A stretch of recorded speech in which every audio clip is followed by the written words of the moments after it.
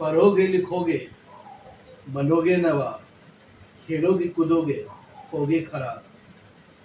जब उम्र कम थी तब घर में बुजुर्ग लोग यही बात सिखलाते थे, पर आज बदलते वक्त के साथ बहुत कुछ बदल गया। आज खेल कूद में भी काफ़ी स्कोप है, नाम है, पैसे हैं, लेकिन एक दूसरी चीज़ है। आइए उस बारे में थोड़ा विचार विमर्श करते हैं। बच्चा जब थोड़ा बड़ा होने लगता है तो माँ बाप को उसके पढ़ाई की चिंता सताने लगती है। एडमिशन कराया जाता है स्कूल में, नर्सरी से लेकर यूएनसी, केजी, एलकेजी, केजी, फिर क्लास 1 से लेकर 10 तक, उसके बाद इंटरमीडिएट, ग्रेजुएशन, एमए और पीएचडी तक। कई साल, अगर हर साल का जोड़ा जाए तो 10 साल तो 10 क्लास तक ही हो जाता है। और उसके पहले नर्सरी, केजी, यूकेजी, जिस स्कूल में जैसा रहा, 2-4 साल उधर ही समझ लीजिए। उसके बाद इंटर किया, ग्रेजुएशन हुआ, एमए हुआ, पीएचडी हुआ, जहाँ तक पढ़ाई हुआ, लगभग 15 से 17 साल पढ़ाई में, मेहनत में लगता है। उसके बाद समय आता है जिस उम्मीद से पढ़ाई करते रहते हैं कि शिक्षा मिलेगा और उससे हमें नौकरी मिलेगी। ठीक बात है। उसके बाद बच्चे बहुत मेहनत करने के बाद प्राइवेट या सरकारी कोई भी नौकरी पकड़ते हैं, नौकरी लग जाती है।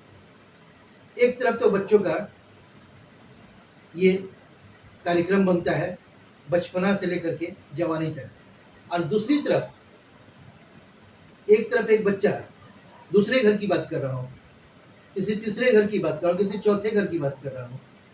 वो पढ़ता नहीं है, लिखता नहीं है, ना पढ़ाई लिखाई पे कोई मेहनत, ना कोई खर्च, और अचानक से पता चलता है कि हमारे देश का नेता बन गया। अब आपके घर के बच्चों का जो 15 साल तक मेहनत करने के बाद नौकरी कर रहा है, वो उस अनपढ़ और मूर्ख के यहाँ उसके नीचे काम करने के लिए मजबूर है। तो ये देश की विडंबना है और इसे बदलना पड़ेगा। अनपढ़ और मूर्ख में बहुत बड़ा अंतर होता है, ये किसी और वीडियो में बताऊंगा।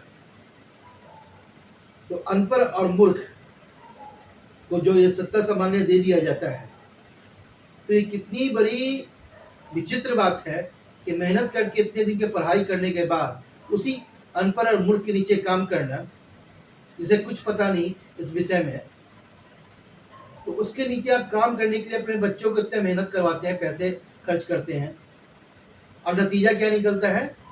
आईएएस की पढ़ाई होती है, यूपीएससी की परीक्षा देते हैं, आईपीएस की पढ़ाई होती है, और नौकरी करने के बाद सभी छोटे से बड़े पोस्ट वाले उसी अनपढ़ मूर्ख के यहाँ नौकरी करते हैं। उसी के दबाव में, उसी के नीचे में काम करना उनकी मजबूरी रहती है। वो सही बोले या गलत बोले, ये तो एक अलग बात हो गई।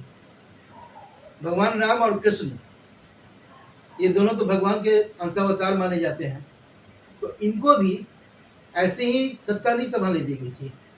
ये भी एक उम्र के बाद इनको भी शिक्षा ग्रहण करने के लिए, राजनीति की शिक्षा, बहुत सारी शिक्षाओं के साथ साथ गुरुकुल भेजा गया था।